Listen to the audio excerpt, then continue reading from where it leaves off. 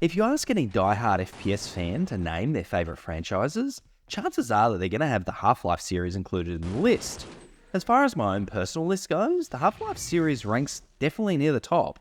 Half-Life did so many things right and helped to create such a believable universe that wouldn't feel out of place in a Hollywood blockbuster film. There's no denying that the universe helped to fuel the game's many expansions in the years to come, and despite us still waiting in 2023 for a conclusion to the Half-Life story arc, I'd argue that the Half-Life peaked in the late 90s.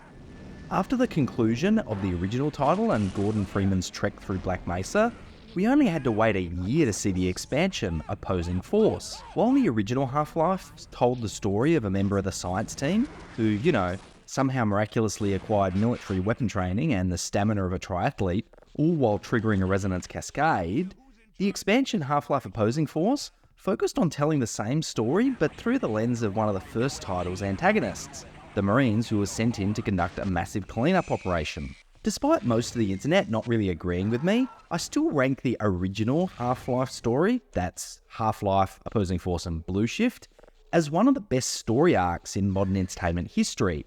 And I think part of this is how, while the first game left so many questions unanswered, the expansion Opposing Force answered some of these questions, but importantly left some new questions unanswered.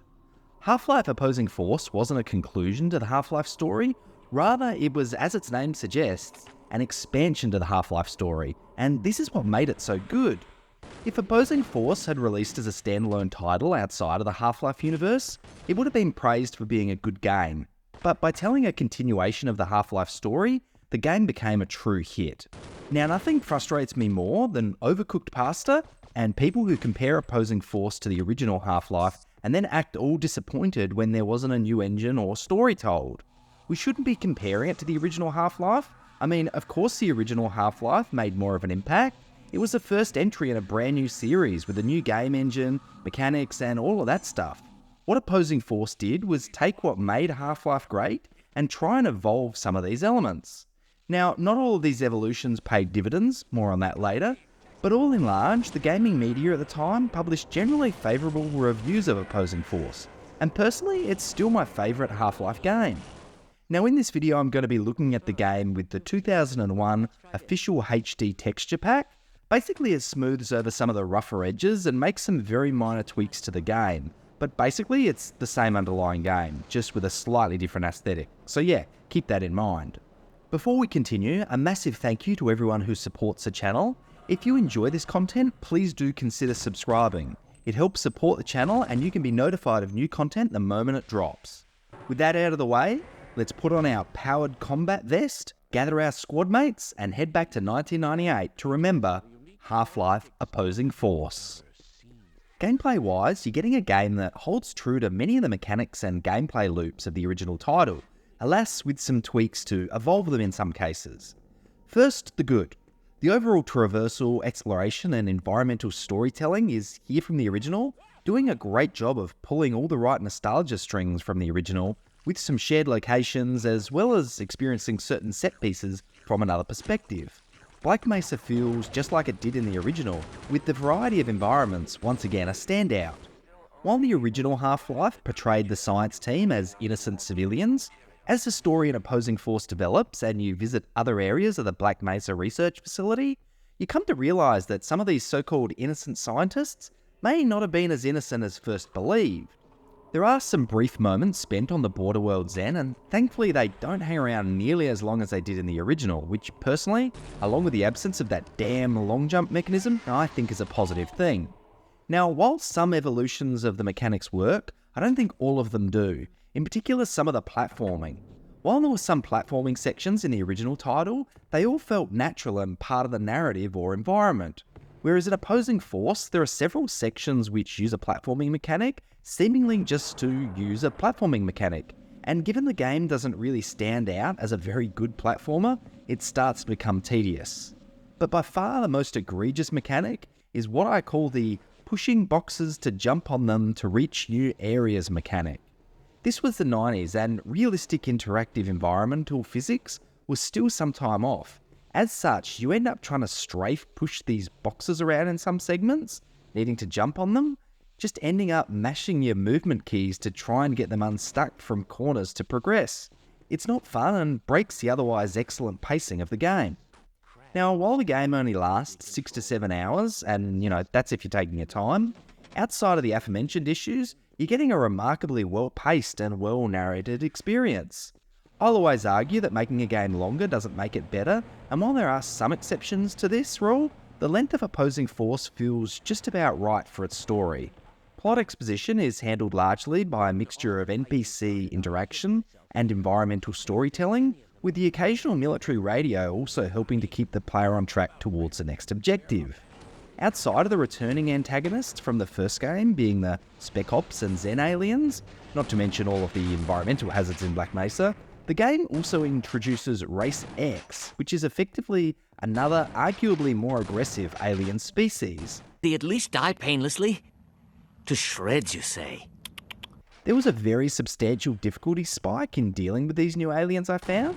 Whether that's because I was just so used to dealing with the usual Half-Life fare, or them being legitimately more difficult is up for debate. But what isn't up for debate is that they certainly add to the experience. And reflecting on other titles which were later released in the Half-Life franchise, I'm actually kind of disappointed that they were never seen or heard from again. Of course, with new enemies, a new weapon roster also appears. And even though Half-Life's combat was never its strongest suit, in terms of moment-to-moment gunplay, the sheer brilliance in the weapon design and creativity helps to not only carry, but deliver a remarkably enjoyable combat experience. Like the first game, the weapons are broken up into several categories. You have close combat, pistols, mid-range weapons, launchers, throwables, heavy weapons, and lastly, alien weapons. While there are some returning favourites from the original title here, there's definitely a fair share of new weapons for the player to explore too. So first up, the close combat weapons. I don't have too much to say about the first two, a wrench and a knife. Like the first game, and its iconic crowbar, about the only thing you're going to be using either of these for is breaking open crates and maybe dispatching the occasional head crab. The final weapon in the close combat slot though, is the Barnacle Grapple, and no, that's not some kind of WWE move. Rather one of the very frustrating enemies from the series converted into a type of utility and questionably effective weapon. This is basically a grappling hook and is required for several sections of gameplay, but the way the developers have worked it into the weapon system should be applauded. In my opinion, this type of weapon mechanic was really a precursor to the gravity gun in Half-Life 2, and it does a really good job of amping up the environmental storytelling. There is an attack function on this weapon, but honestly, it's about as effective as hitting someone with a wet noodle, so you're better off just using it for the grappling hook capability. Next up, you have pistols, which includes the very familiar 9mm Glock from the original, as well as a much more powerful Desert Eagle, which is equipped with a laser sight, and can one-shot most of the lower level enemies. It's also got a really satisfying firing sound. From pistols, we go to mid-range weaponry.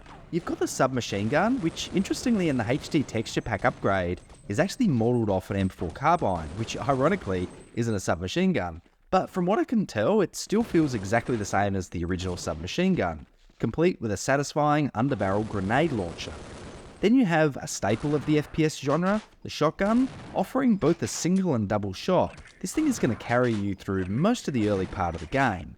Then we come to the weapon's sole launcher, the rocket launcher, or rocket-propelled grenade launcher if you prefer. This is pretty much unchanged from the original offering. Both a straight dumbfire of the weapon as well as a guided laser shot are available. I pretty much found myself only using the guided shot just because it's so much more useful. Next up are the game's throwables. You have the grenades and trip mines from the first game here, pretty much unchanged. While grenades are satisfying and effective to use, as far as trip mines go, in multiple playthroughs of every Half-Life game, I've never found a legitimate use for them. There's just never been a time when a trip mine was the best choice or even an entertaining choice, but hey, maybe I'm in the minority here. The satchel charges are also here, again unchanged. The last item in the throwables category are the snarks. These delightful creatures are a new addition and remarkably fun to use. Basically, you throw these creatures out in front of you and they attack the first thing they see, before exploding and doing extra splash damage.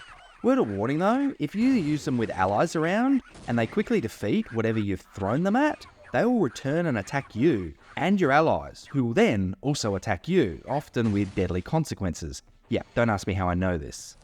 Then you have the heavy weapons, which include 3 brand new weapons. First up, you have the heavy machine gun, which is basically a hit-scanning, heavier damage version of the submachine gun, able to mow down most foes in a few bursts.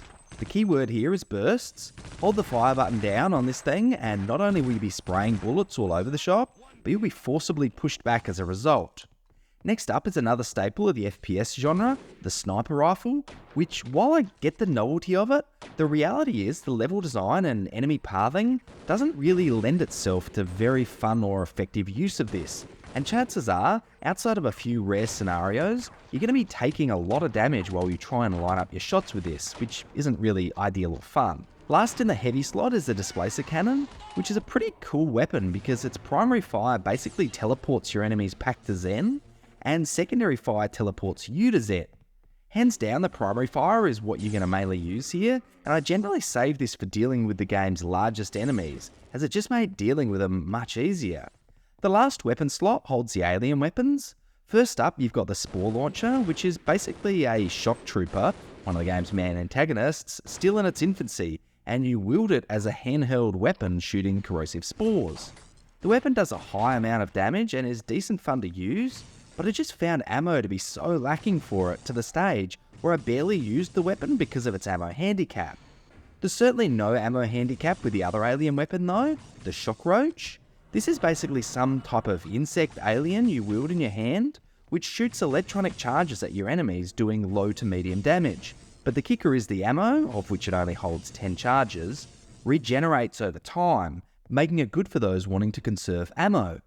One of the undocumented features of this weapon is that if you fire it underwater, which the game does let you do, you instantly die from presumably electrocution. Well, I don't need safety gloves because I'm Homer Simpson. There was a segment in the middle of the game where I was running low on ammo and had been trying to deal with some underwater enemies, and I'm not proud to admit I had to reload 3 or 4 times before I actually worked out that I was dying to this mechanic and not the enemies that were chasing me. Now, level design wise, the developers did an excellent job of capturing the feeling of the original traversal of Black Mesa, while adding new and exciting areas for the player to explore and help build the overall Half-Life world. There's a good mix of large open spaces and office-like level design, forcing the player to change their tactics and pace depending on which they're approaching. While the game doesn't really push the difficulty curve in the office complex spaces, the open areas are substantially more taxing, often necessitating the use of grenades or other throwables to help turn the battle in your favour. And while there are several segments of the game where you meet allies, such as the Black Mesa security guards and military squad mates, their AI design is a product of the 90s, in that it's not very good, and most of the time I just found them getting in my way, especially in the open areas, which is ironically where I would have preferred them to be effective. One of the mechanics I did find useful with allies though, is that scientists and military medics can heal your character, which in a game that isn't too liberal with health packs, made some sections of the game a little less tedious. As far as sound design goes, you're getting an expansion, no pun intended, of the original game, soundtrack, voice and effects. A similar soundtrack to the original is here in all of its techno-electric glory, though it only really plays at pivotal moments in the game, allowing the ambient sound of Black Mesa to do its best work in pulling the player into the journey. Effects and voice acting are all top-notch for the time, with all of the weapons sounding unique and interesting. Likewise, the voice acting does a good job of delivering quality exposition to drive the narrative forward. There's nothing more I can really say about the sound here. It's very solid, as you would expect, being an expansion to a game which itself delivered a very strong sound design performance. I gotta say, playing through Half-Life Opposing Force for this retrospective, I realised that it's not just my favourite Half-Life adventure, but actually one of my favourite games of all time. It was always going to be a challenge following up from the original experience. The expectations were just sky high, but for me, the developers delivered on this expectation and then some. It's generally a testament on how well a game was designed if it's enjoyable more than 20 years later, and that's definitely the case with Opposing Force. When we look at Half-Life's 2 expansions, well, 3 if you count Decay, there's only one that I consider essential to the story experience, especially if you're heading into Half-Life 2, and that's Opposing Force. Opposing Force just provided a much needed additional perspective on the Black Mesa event, and a fair amount of foreshadowing before Half-Life 2. While the Half-Life universe has been put on hold for 15 years, or 3 years if you're counting the VR-only title Half-Life Alyx, I'm pretty sure we haven't seen the last of the series. How long we'll have to wait for the next installment though, is anyone's guess. But that's enough from me. Do you agree or disagree with my opinions? Let me know down in the comments below. And as always, thanks for watching.